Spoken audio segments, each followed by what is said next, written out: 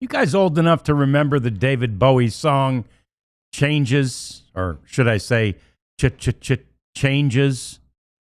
Some of those are coming to the Rangers. Not right now, but soon. We're talking about it next on the DLLS Rangers podcast.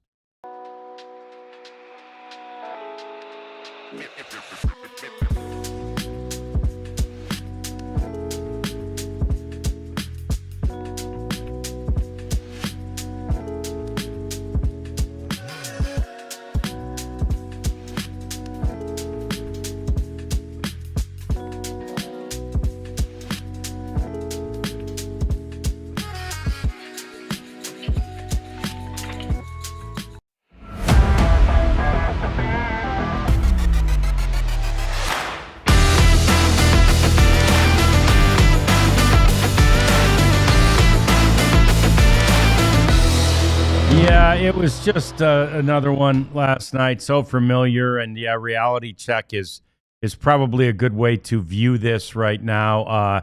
It feels a little bit more bleak than it has as we welcome you into the DLLS Sports Studios.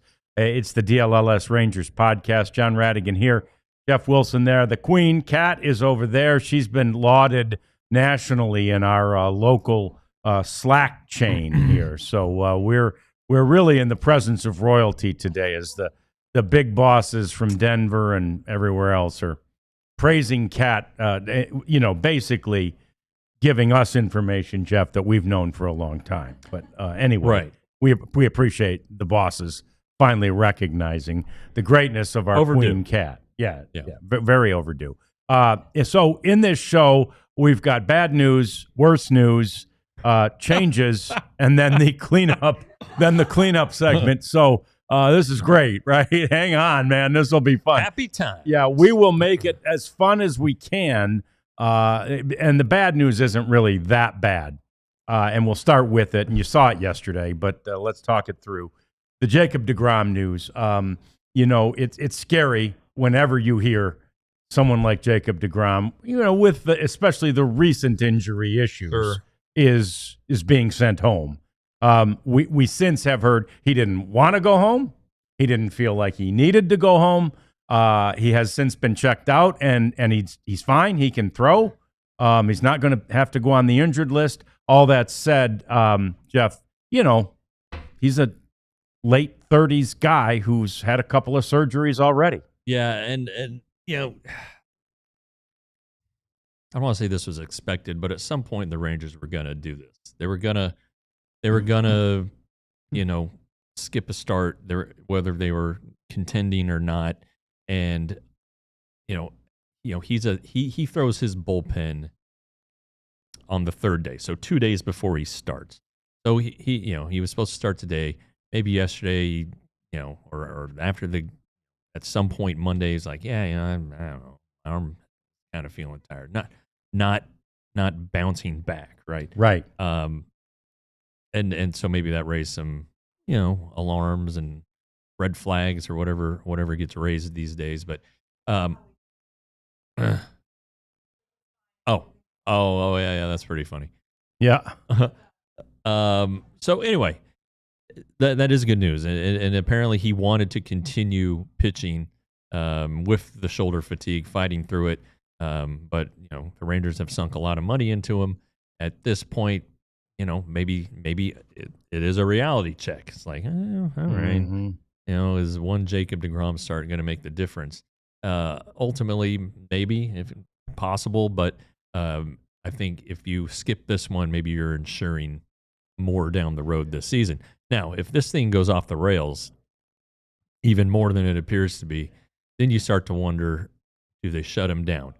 Do they treat him like they did last year when he came back from the Tommy John? Let him only go 3 or 4 innings. Yep. Keep him throwing, but it's something to keep an eye on here beyond just today. Then his next start, then he could slide into the rotation as early as this weekend, really, right. If he wanted to do Sure. that. But he could start in the Angels series. There would be an off day after that series. Kind of some off days coming up to build in an extra day's rest. roster is going to expand, so maybe they go to a 6-man rotation. Although if you're in contention, you want Nathan Eovaldi to pitch more than every sixth day. Sure. So we'll see how it gets done, but it feels like if things continue on this current trend, then Jacob deGrom's maybe seeing less of Jacob deGrom. Yeah. And when I first saw it, and when he first anything, and the only reaction we've seen from him is where he basically was saying he'd be fine with just skipping, missing, pushing his start back by a couple of days, which would get him to the weekend, which would still be fine. But I must admit, when I first saw it, I felt a little bit like what Mista has there. I don't know that this means the team is waving the white flag, but I believe like they've got it in their hand, and they realize, okay, it's here. We can lift it pretty quick. It felt like the beginning of the we're not serious about this. We're not a serious baseball team. Yeah, but they also have to consider, the next 2 seasons. They are in $80 million. I think they'll owe them the next 2 years. So you want to get as much as that as you can. That's right. But I think that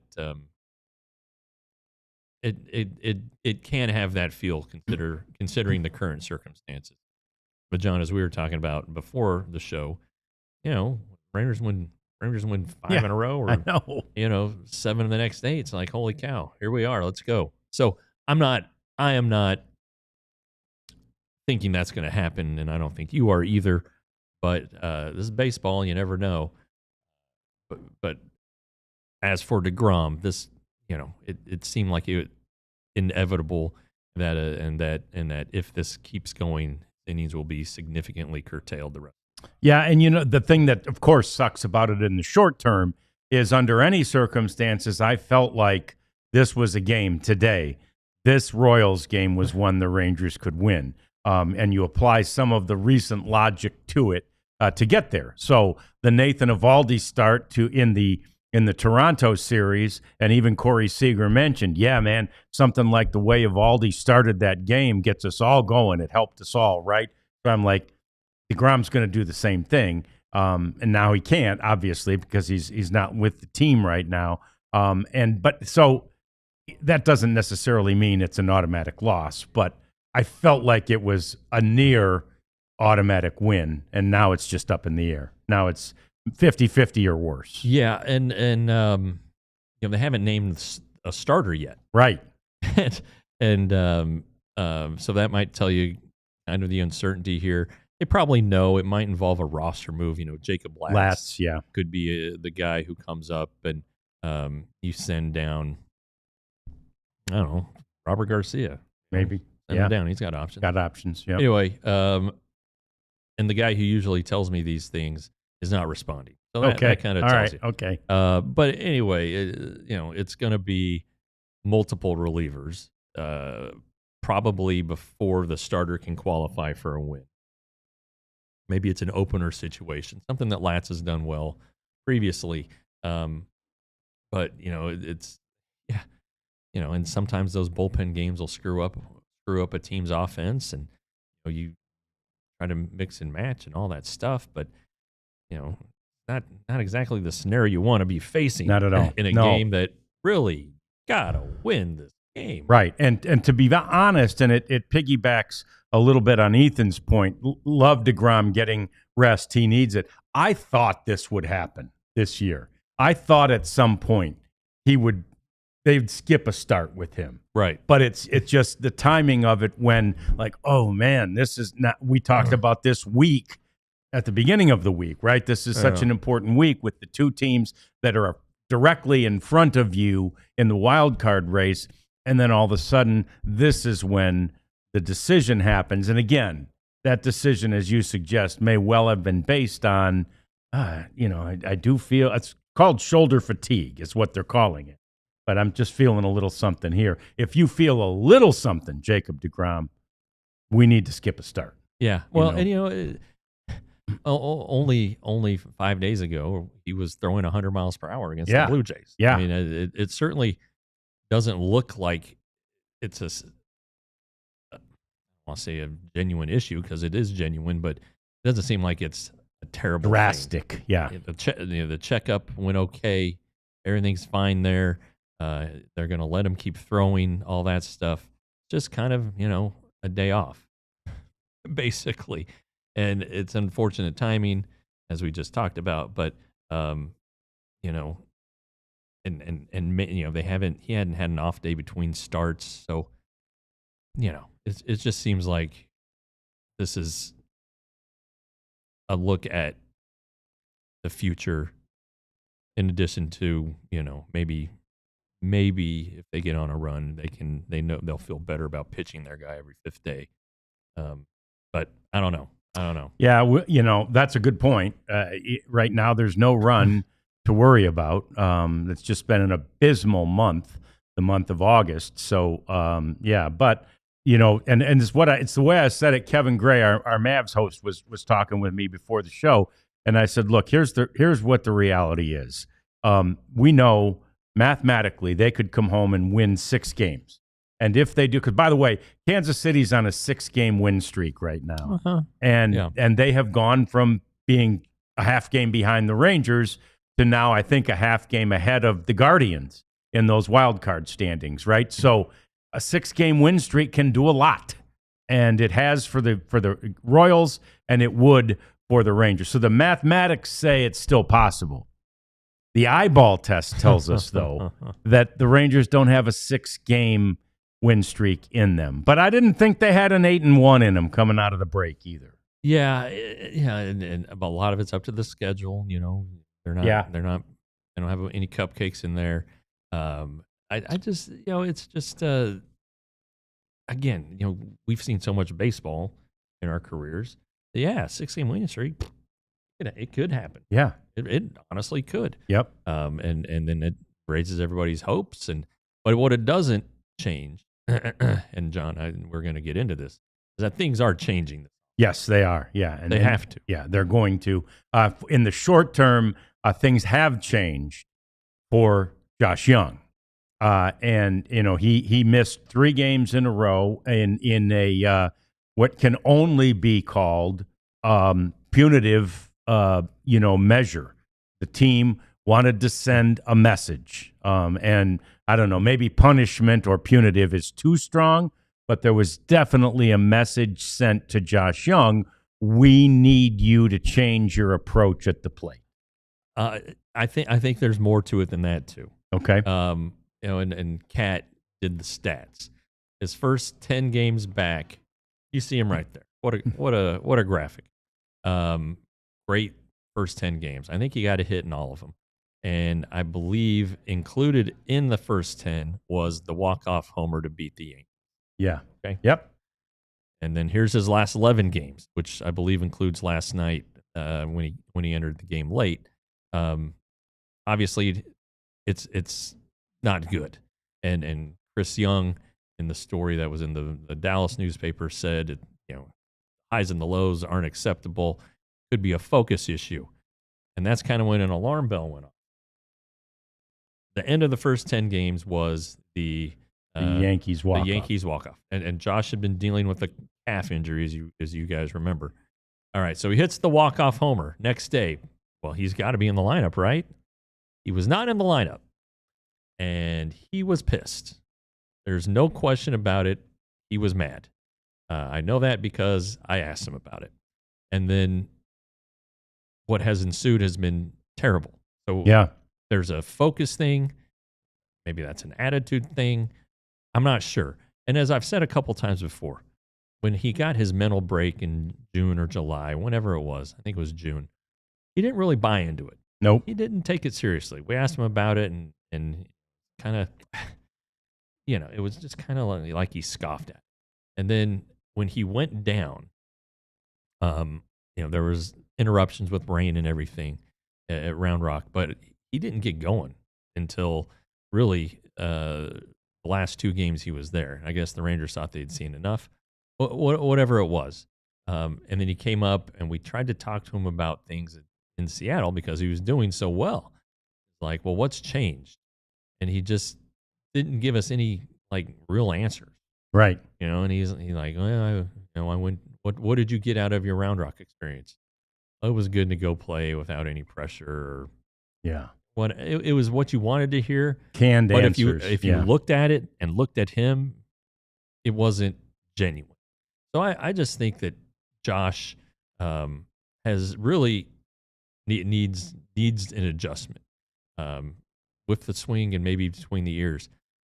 When he came up in 22, hit the home run, he said, he struck out a lot. He'd been pressing in AAA to get up to the majors and all this. Comes out, and at spring training that year, they're treating this guy like he'd been a 10-year veteran. Yeah. And I think that's also I think he's been mishandled really since that spring. Yeah.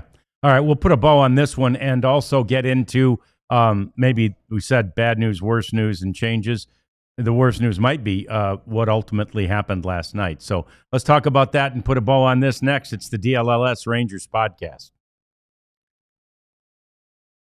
It's time to talk about my favorite Shady Ray. They're sitting on the front seat of my car right now because, strangely, it was sunny when I left Waxahachie, and about the time I got through DeSoto on 35, it began raining, and it was raining still when I walked into the studios here near the American Airlines Center, our DLLS Sports Studios. So anyway, I didn't need them when I walked in, but I love them. I think you will too. They're comfortable. Last weekend, I actually dropped the pair of the sunglasses right on those little pebbled walkways you have by the pool. I mean, that's like real rocks that are placed in cement. I don't know how they do it. And it hit right there, and I thought, okay, well, there's going to be a scratch. I mean, this time, nope, no scratch, because I was anxious to see the repair, but I don't need it yet. But they'll repair them. They're great. Many styles. DLLS is the code. 35% off is the savings on your Shady Rays. Prize picks, as we recall. How'd you do last night? As we recall yesterday, I picked 4 players to do better or worse than the established number, including Merrill Kelly, 4 strikeouts. He got 3. That damn cramp, which we'll get into in a little bit, cost me a bet. I'm going to seek my $3 back from him when they return to town and say, hey, man, this is what it is. You owe me $3, dude. I've already lost my pick for today. I thought that Jesus Luzardo, the talented Phillies lefty, would strike out fewer than 7 Seattle Mariners. It's the 4th inning, and he's already struck out 9. No kidding. Yeah, so there's $3 more down the toilet. Anyway, this is a lot of fun, though. I love this stuff. And you will, too, if you go. Now you need to download the Prize Picks. And prizepicks.com/DLS, you will get a $50 bonus with your first $5 bet. All right, so just to finish, a couple of thoughts on the Josh Jung situation. Like, literally, he could be, and I think you said it in your article today, he could be a guy because he's not arbitration. And you need to get Jeff's. If you haven't read Jeff's article today, it speaks more to what we're going to talk about in the next segment, the changes. But Jung in specifically, there's a chance that he would not be with the team any longer. When you're doing something like this, and you are trying to diagnose what's wrong with your lineup, his weaknesses are the symptoms of the bad offense. Right. Chases too much, doesn't walk enough. And Ethan has commented, Jung is cheap and he will be good. I would not trade him for low value. I agree that he'll be cheap next year. It's his first year of arbitration. So he's going to make, maybe $3 million. You can afford that. Yes. And you're probably not going to do any better for $3 million, honestly. But I think, if the right deal comes along, then yeah, they would pull the trigger. I just think that, it's maybe they're frustrated. Maybe they need a couple weeks after the season to let it all go down the drain and rethink things on this. But they're taking a pretty serious action, by sitting him for 3 games, by calling up Cody Freeman, who started the season not as one of the Rangers' top 30 prospects, and all of a sudden it's like, Josh, this is competition. This guy's not going anywhere. Josh Smith started the game yesterday at third base. Don't forget Josh Smith is a guy. He's going to be on this team next year. I just think that he needs to recognize, Josh Jung does, that I don't have job security, that it's not a given that I'm back. And he may very well be, but just because of the money and all those things and the potential. They draft him first round pick. It's like 8th overall. It's like future star. Yeah. And he just needs to. This is a big moment for him. I think so too. And to the earlier in the chat, somebody was asking, how can you say all this about Jung when Heim is worse, Garcia's worse, Berger's worse, all whoever. That right there, Ethan's question about everybody. That right there is, I think, to Jeff's point about there's more to it than the raw numbers here, right? Yeah. The Rangers don't take that. We know this group, this organization well enough to know they don't take this kind of action against someone simply for their number. There's probably more to it than that. Now, we don't know for sure. That's somewhat speculation about, that he had the bad attitude starting with, but Jeff knows he was angry after 100%. On that day. And so, and it coincided with when the downturn started offensively. So if he's not showing the right attitude, that would be what separates him, Ethan, from all those other guys. So and I think this is. I don't think this is a Bruce Bochy generated thing. Right. I think he agrees with what the opinion of the front office is right now, but I don't think this is Bruce Bochy singling out any players. Chris Jung is a former player. Whether you like him or not, Chris Jung is a former Major League Baseball player, and he was a firebrand. He was a pitcher, but he was up people's butts. Yep. And it's still that way. And if he sees something that he doesn't like, he's now in a position to do something about it. Sure. And he can be a very, very effective person when motivated. And I think that Josh Jung needs to go ahead and recognize it.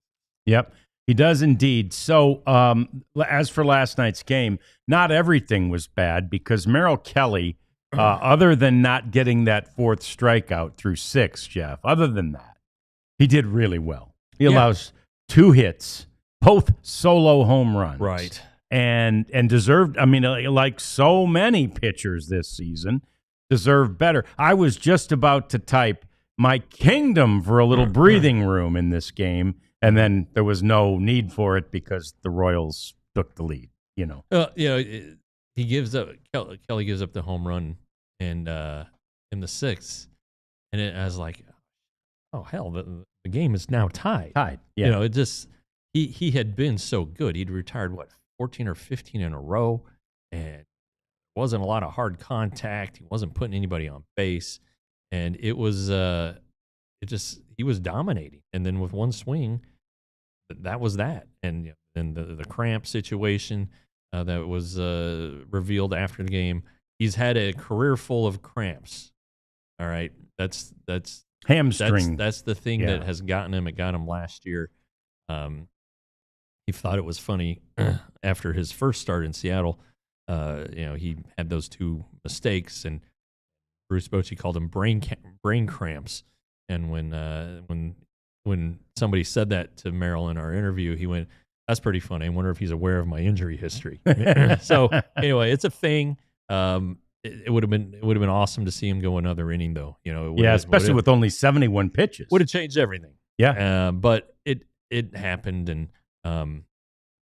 my man Boo was in the chat early asking if any of the 3 players the Rangers acquired from at the trade deadline will be back, and I think all 3 actually. I don't think the 2 relievers aren't expensive. They're motivated to be here because Coulomb lives in Richardson, and Maton, I think he lives relatively close to DFW. They've both eyeballed the Rangers in past off seasons, and the Rangers are going to need some relief arms. So possible the Merrill Kelly, the Rangers will likely have one opening in the rotation that they want to fill externally. And Kelly isn't making a ton of money. He's a little older, and he was after pitching in Korea. He got his major league debut when he was in his 30s, or maybe at 30. So he's going to be a little bit older as a free agent. Probably wouldn't break the bank, and so I think that's a possibility. It would help if the Rangers, won. Yeah. Or at least made a run here. Yeah. To get a little more competitive.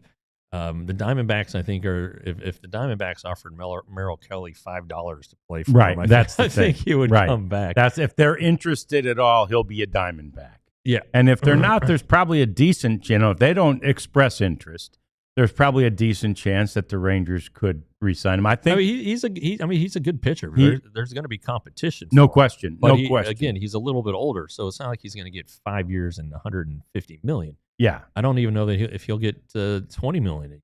All right, I take that back. Knowing the way the starting pitching market goes, he might get 20, but it's not going to be a long-term deal. So I definitely think that's something the Rangers could do. So anyway, thanks for the question, Boo. I haven't seen you for a while. Hope you're doing well. Yeah, and so he was great, and then the offense, and that was when I was in the sixth, when I was about to send the tweet like my kingdom for some breathing room, hoping the Rangers would, give the pitching staff a little breathing room. Once it was 2-2, I felt like it was done, because of the way the offense performed. Now, put this into perspective. Seth Lugo had been so bad in August on the Kansas City side. Was Seth Lugo that good, or was he just facing, the second worst offense in baseball? Yeah, that's disheartening, I think is a good word. All these guys get healthy against the Rangers. Yeah, so I guess they're easy to pitch to. If you're going to go out there and execute your pitches, you're going to have success against them. And Lugo wasn't great. I thought he got away with some mistakes. I thought he Agreed. had some wild misses that he ordinarily doesn't have, but it didn't result in any extra base runner. It's just another one of those aggravating games.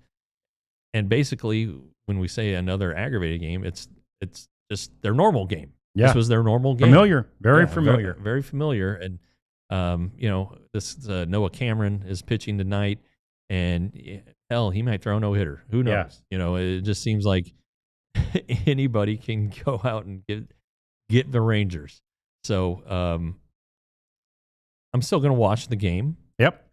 You got to go out and play. And who knows what's going to happen at the end of this one. I was encouraged that Corey Seager broke his 0 for Missouri. Yeah, home run drought. That? Yeah. Jock Peterson. I swear, I was thinking right before he hit the home run, tired of seeing this guy. And then I said to myself after he hit the home run, I'm still tired of seeing him. Yeah. So when Natalie, who is always nice to see Natalie in the chat, says, I think the only ones gone for sure are Heim and Garcia next year. I good bet. Agree with that. Good bet. But I'm not ruling out that the Rangers cut bait on Peters. Wow. It was That's a big hit. I know it was discussed somewhat before the trade deadline that there's a lot of frustration going around, and at the time he hadn't hit that home run against the Yankees. It might have just been frustrating part. I don't know if Roy Davis would ever go for that, just a straight outright release, eat the money. A lot of money. Attempt to trade him and eat a ton of the salary. Probably have to eat 80% of it, I would think, just based on his season. I think it's possible that he's not back. Not without saying, "Hey, Jock, you got to lose 20 pounds, man." Right. You got to get in shape. And they have had somebody in the organization has done a study about his swing and what is so different than it was last year and a few years ago when he was with the Giants. It's strictly the change in body type. Yeah. His swing can't do the same thing with him being as bigger, heavy as he is now. Yeah.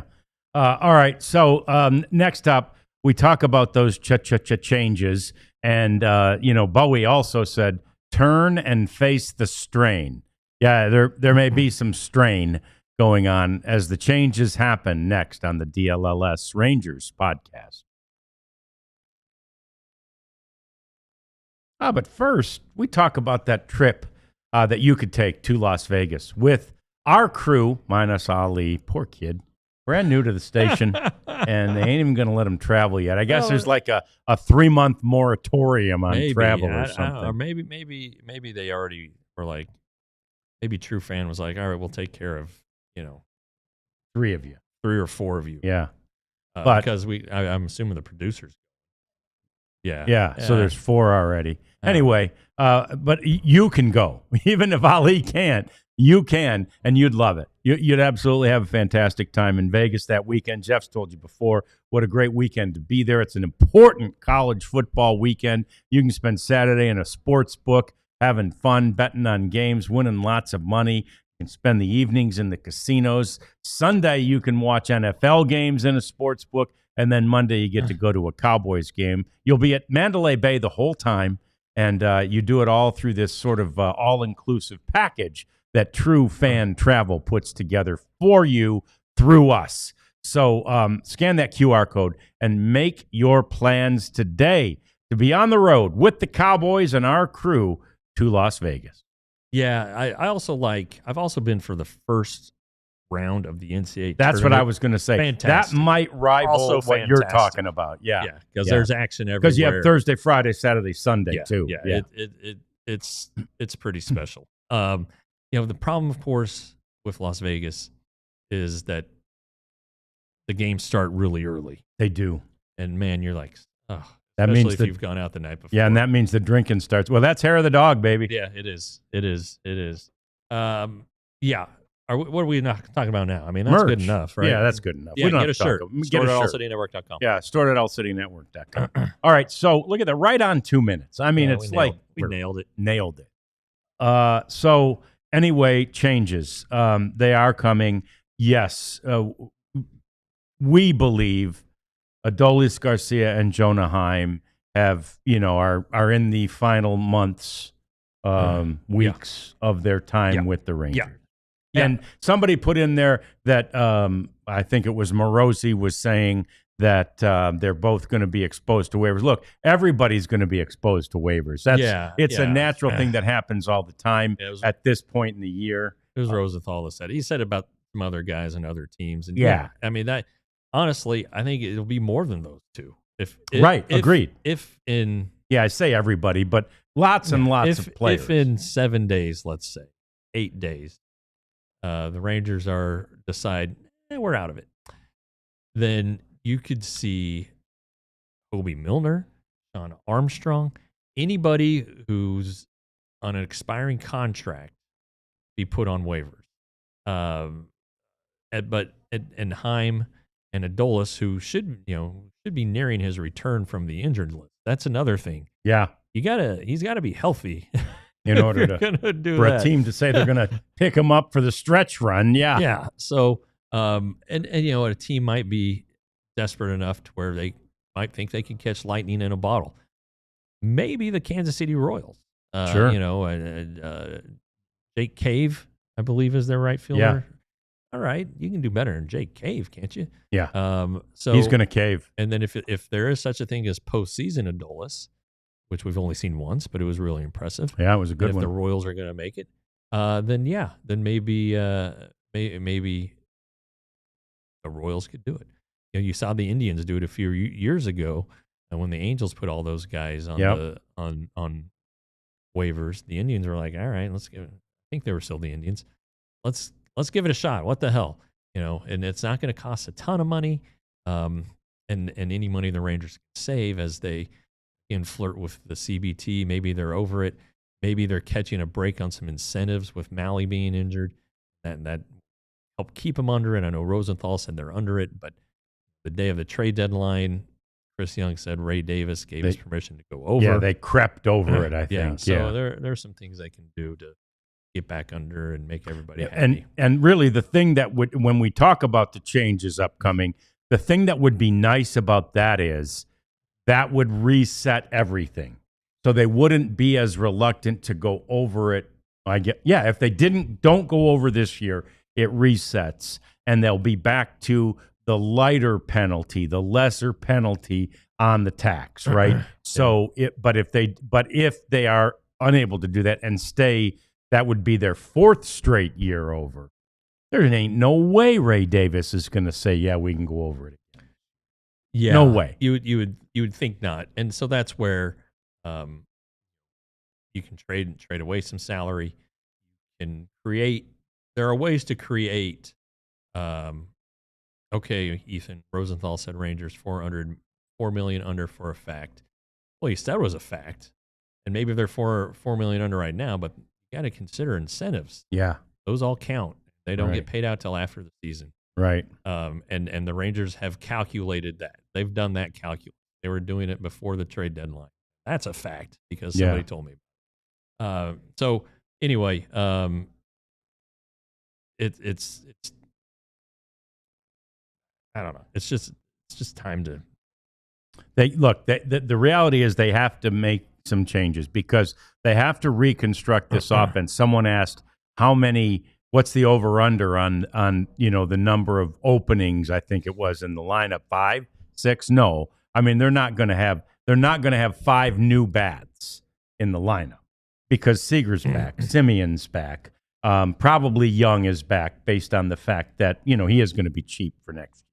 Higashioka's back, right? Berger's back next year. So there's 4 maximum. And I'm forgetting a couple people. There's more back than that. Well, Berger falls in the same category as Young because also he's affordable. First year of arbitration. Yeah. Smith, I think it's his first year of arbitration. Yeah, so, he's back. So but I mean, they're all going to get little raises. Sure. Right. Carter Langford back. Yeah. But Rarities. I mean, Simeon could conceivably be moved. And if not, they need to recognize that he's not a top of the lineup guy. He can go out and play defense and do great things on defense, lead by example, and occasionally run into a couple balls. But they have to recognize that 2 straight years of decline, pretty drastic decline, from 3rd in the MVP vote to this, is drastic decline. Maybe it's age. Well, there was the Apple broadcast the other night where they kind of hinted that maybe Marcus Semien is still feeling the effects of his collision last season with a Dlls. And the way Marcus landed, neck and shoulder situation potentially, I could buy into that, I guess. But he's just not the same. And I don't know that he's a guy who is gonna, is going to be the difference maker in a title run. No, not unfortunately. It doesn't. 2 years of data suggest the opposite, right? Yeah. But so Corey Seager is going to be back. All right. So you've got to build around him. Yeah. Do you want to bat him 2nd or do you want to bat him 3rd? All right. So that's the first question that needs to be answered. If it's either way, you need somebody in the 1 spot, right, who is ready to. Who can get on base more than Josh Smith. All right.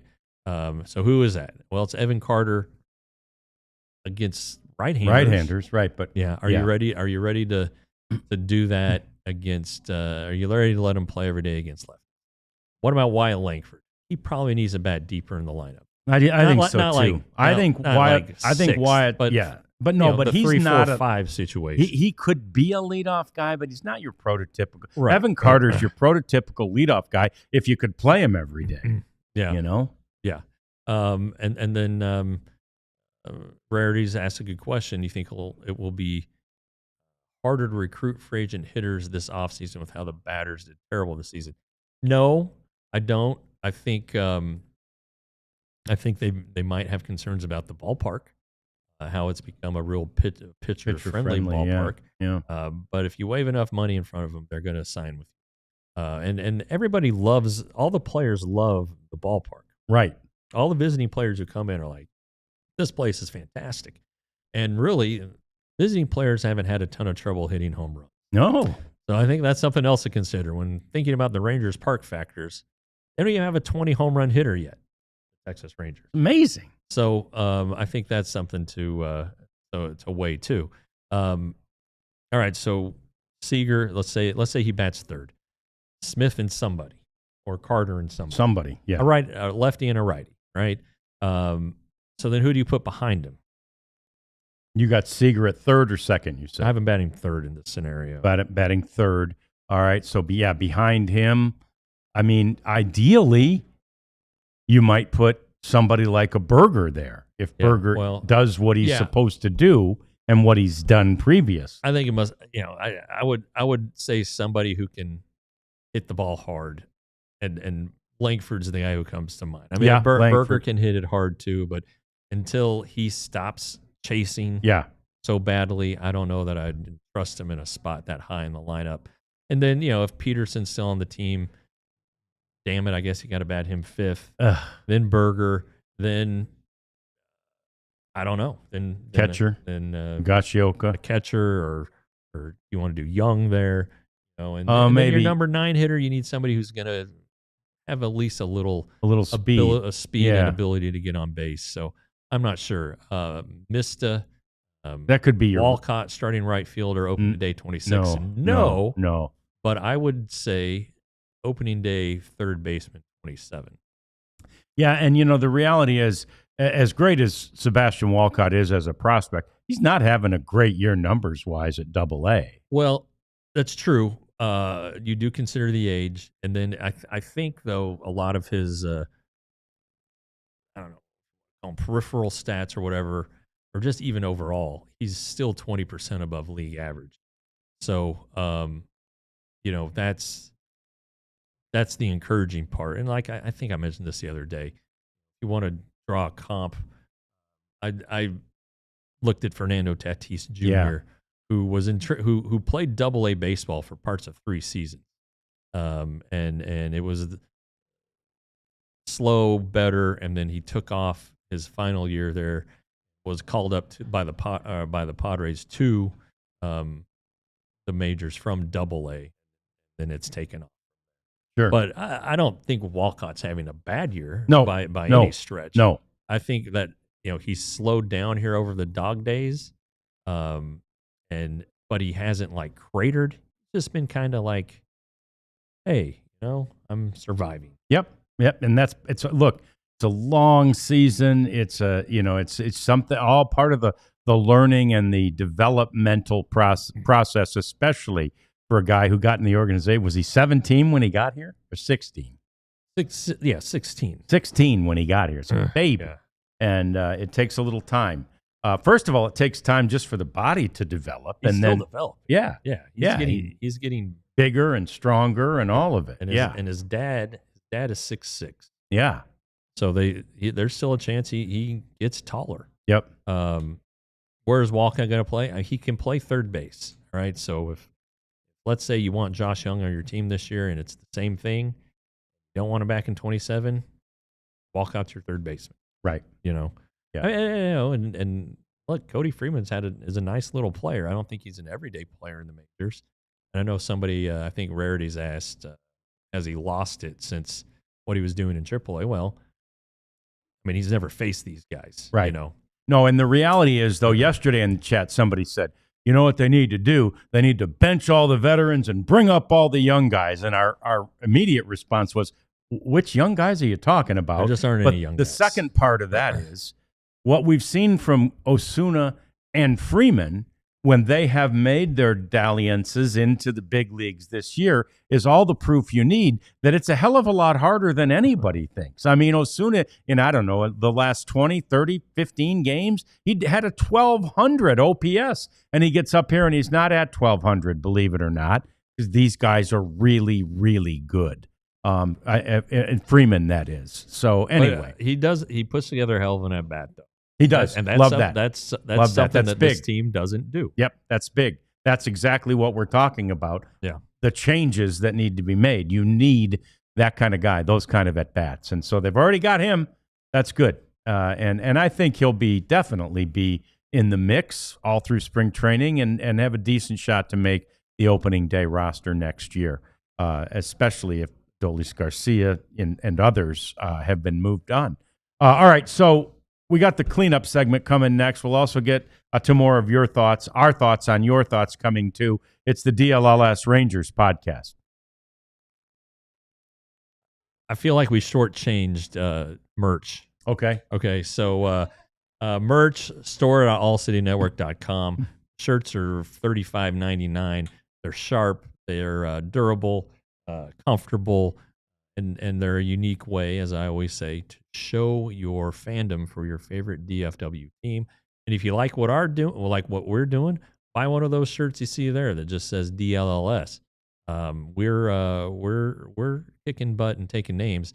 I tell you this right now: when you sign up for a subscription with the Dallas newspaper, and we'll give you a shirt. You don't get a free T-shirt or 20% off of those events that we like to hum. So become a diehard, get your free shirt, and then you're going to like the shirt so much you're going to want to go to store.allcitynetwork.com and buy more. Yep. I got to be honest with you about the shirts too. The one there that has that, it looks like Vegas or it looks like a barbecue, the upper left. That image is on the back of the shirt. Oh. Got to be honest with you. I'm not as big a fan, personally, of the ones with the image on the back. What's it say on the front? Just a little circle. Oh, okay. DLLS or something, yeah. So, and that's the same. It's one of the reasons I don't wear much. I don't wear very often the, not the hello, but the baseball time. Yeah. Baseball time shirt also has it on the back. But anyway, you can get any one of those as your freebie for becoming a diehard, and you'll also get all the stuff. Like I say, if you haven't read Jeff's article, somebody said Evan had a good article about Jung today. Jeff's was more complete. I read them both. Jeff had not just Jung, but he had everything. So it's a great article. If you haven't read that, go ahead and subscribe to become a diehard. It's only $48 right now. And you can become a diehard and get all that stuff that's behind the paywall from Jeff and from Clarence and our new writer, Ali, is one of our new beat writers. And then, of course, you got Sam and Tim writing for the Stars and Mavs, respectively. So scan that QR code and become a diehard. Okay. Now it's time to get into our cleanup segment where the Yankees, I always love any story, Jeff, where this is the first time in Major League history. Oh, right? You're a sucker for. They started playing baseball, Major League Baseball, in the 1800s. I think just after 1900 is what we sort of call the modern era of Major League Baseball. Yes. But anyway, in the history of this game, nobody has ever had 2 9-home run games in a season. And now the Yankees have. That's pretty cool. Hit 9 bombs yesterday. They had 3 players, Jeff. And by the way, they played at their spring training complex, which is kind of almost unfair, it seems. But anyway, 3 players with 2 each. Yeah. Sarah Langs, who a lot of you might follow, she's like the stats maven of baseball. Guru, yep.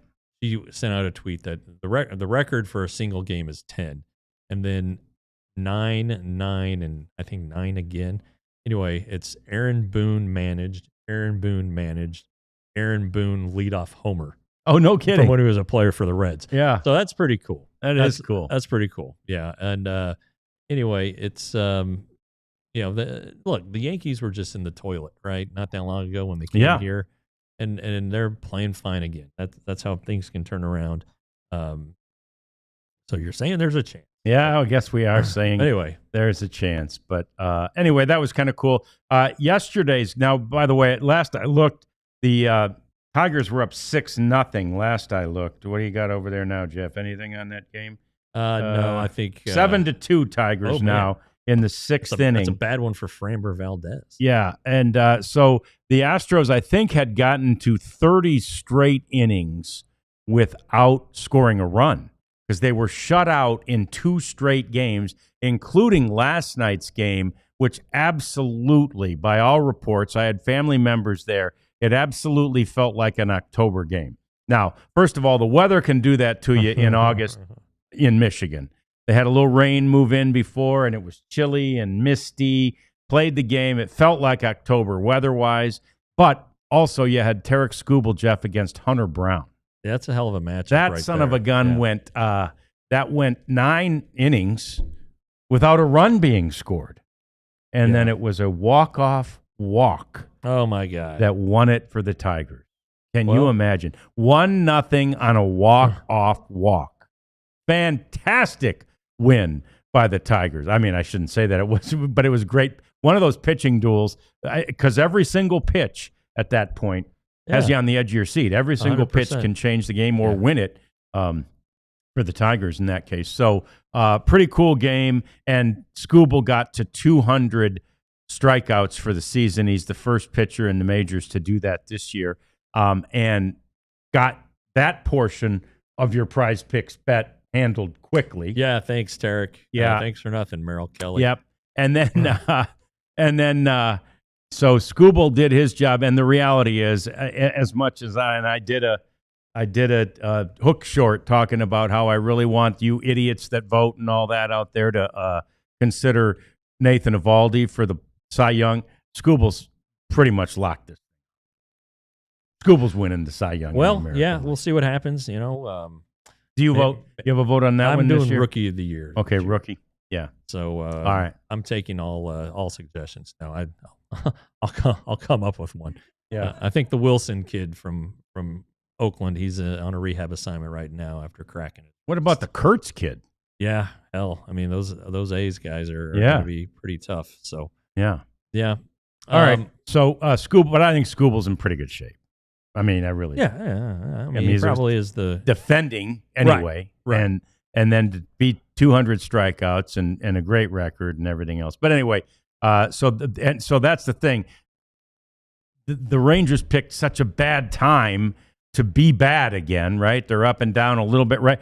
Because right now the Astros are in the midst of, I think today will be their 5th loss in a row. And the Mariners, who last I checked were down to the Phillies. Well, that damn Luzardo struck out 12 now through 6. And so the Mariners are still down to the Phillies.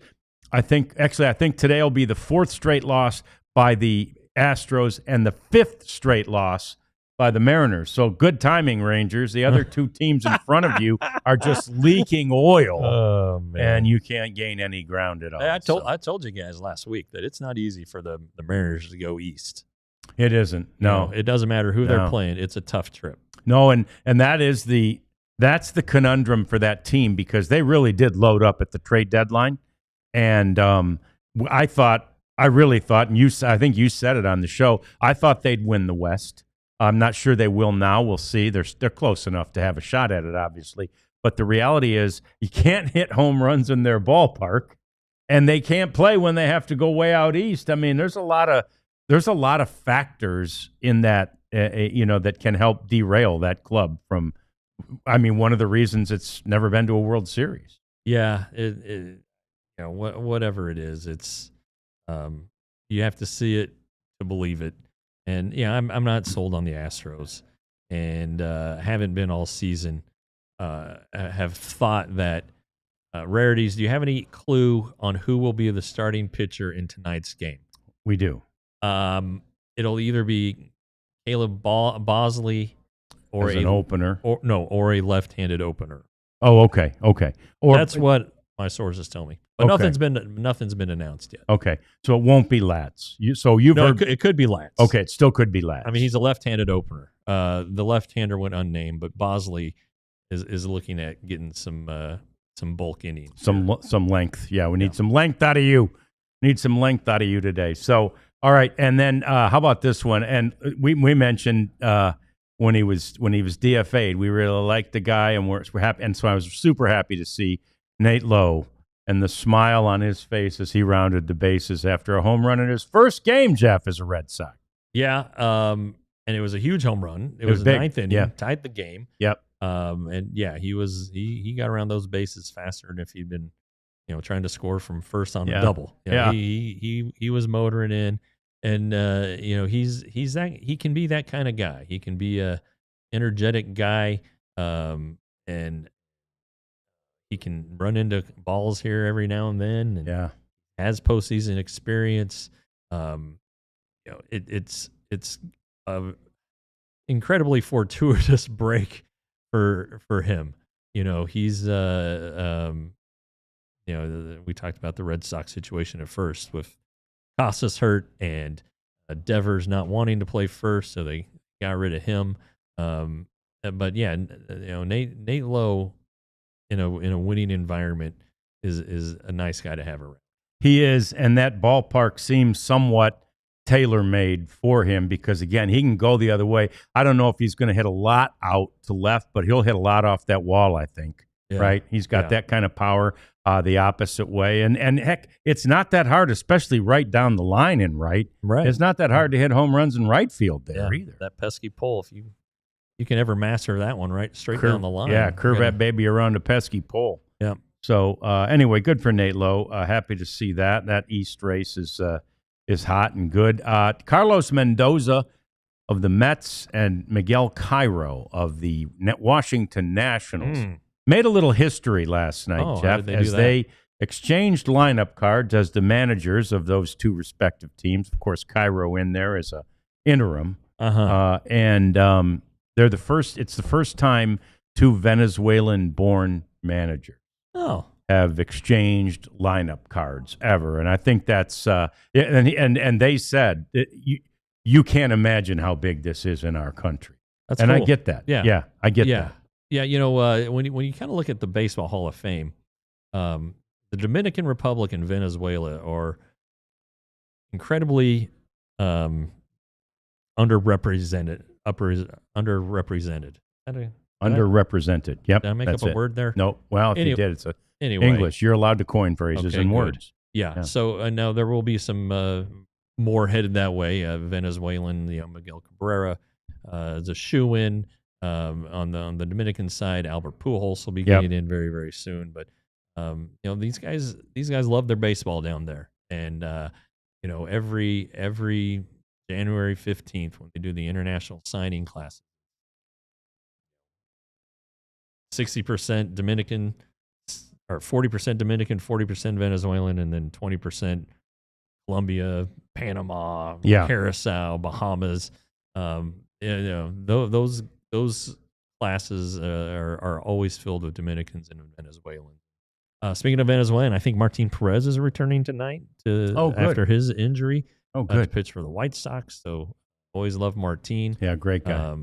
Anyway, that's cool. Yeah, and I could have this wrong, but it feels to me like Venezuela's much larger than the Dominican. Yeah. Oh yeah. Yeah. So for the Dominican Republic to have pumped into Major League Baseball as many players as it has, and for so many of those, Adrian Beltre, Albert Pujols, I mean, just go down the list. For so many of those to have had the unbelievable success they've had, right? It's really amazing. Yeah, like per capita. Yeah, and we may have to go overtime here, but the Dominican is not a developed nation. No, it's more developed than its neighbor Haiti. Yeah, but most of these kids come from very, very little, and you go down there and you can go to Punta Cana and have a great time. Santo Domingo, where you fly into if you're going to go to the Rangers complex or whatever. Stand by. We love you, and we love being here with you each and every day on the DLLS Rangers podcast. Overtime. Anyway.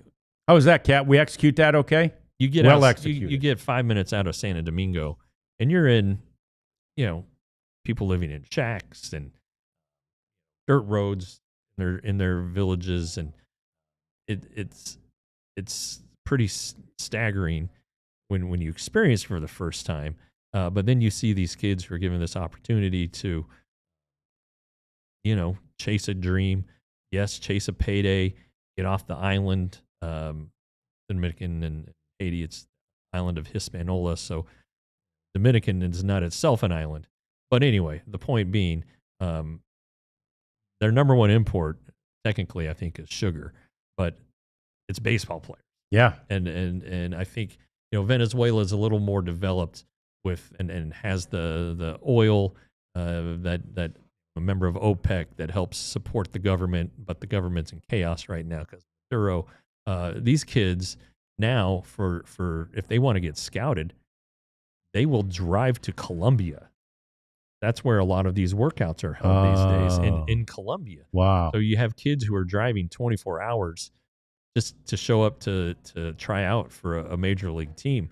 It's crazy, the lengths that these players will go to, including cheating, signing false, birth certificates, things like that. But there's a reason, because where they live is not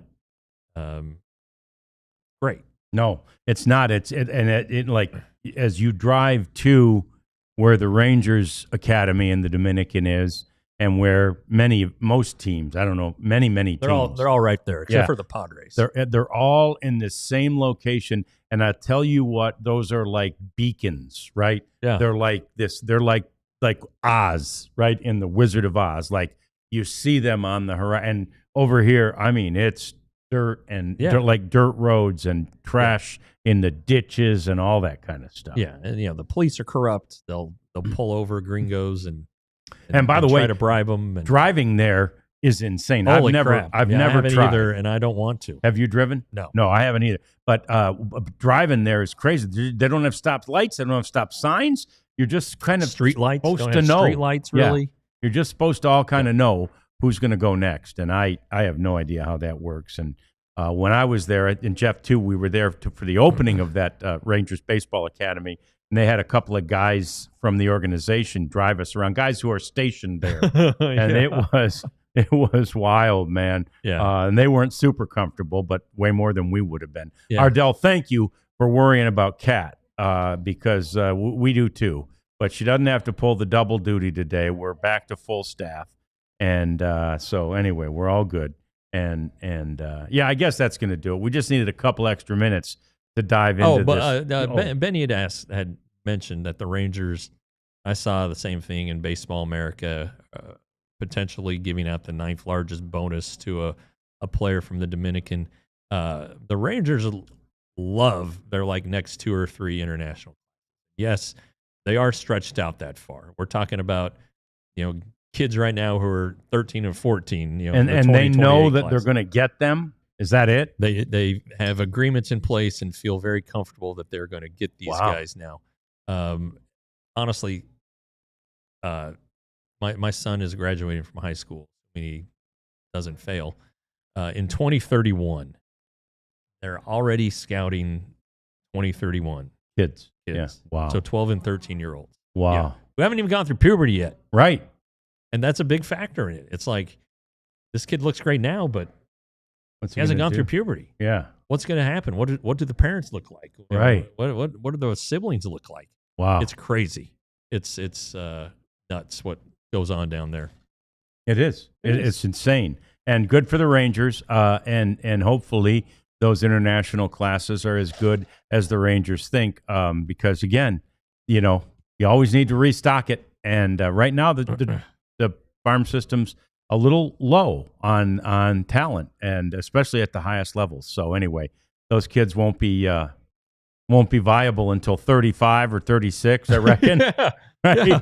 Well, we'll be ready. We'll be ready then. I don't know if I'll be viable. No, I don't know that we will either. And Mista, you are welcome for the therapy. That's what we're here for. Hopefully, we have helped all of you realize that. There's still a chance. We don't think it's going to happen, but there definitely will be changes next year. There's movement afoot on the horizon. So that's going to do it for us. Rangers play again tonight.